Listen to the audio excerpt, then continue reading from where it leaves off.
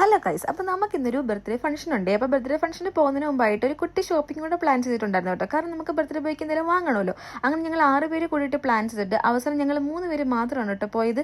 അങ്ങനെ ഞങ്ങൾ കരാമയിലേക്കാണ് പോയത്. കരാമയിൽ ഒരുപാട് നല്ല ബുട്ടീക്സ് ഉണ്ടെന്ന് പറഞ്ഞ് ഞാൻ ഇവളുമാരെ കൊണ്ടുപോയതാണ്. പക്ഷേ എൻ്റെ നിർഭാഗ്യവശാൽ ഇന്ന് പെരുന്നാൾ ആയതുകൊണ്ട് തന്നെ ഒട്ടുമിക്ക നല്ല ഷോപ്പുകൾ ഓപ്പൺ അല്ലായിരുന്നു കേട്ടോ. പിന്നെ ഈ ഒരു കടയിൽ കേട്ടാണ് നമ്മൾ ഡ്രസ്സൊക്കെ വാങ്ങിച്ചത്. പക്ഷേ അത് നല്ലതായിരുന്നു കേട്ടോ.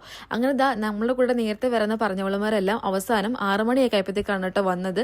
ഇവളായിരുന്നു മെയിൻ സൂത്രധാരൻ. നമുക്ക് കരാമയിലേക്ക് പോയി കറങ്ങണമെന്ന് പറഞ്ഞിട്ട് അവസാനമാണ് കേട്ടോ അവൾ വന്നത്. അപ്പം ഇതാണ് ബർത്ത്ഡേ ബോയ്. നമ്മളെല്ലാവരും പോയത് കരാമയിലുള്ള അങ്കമാലി തട്ടുകടയിലാണ് കേട്ടോ.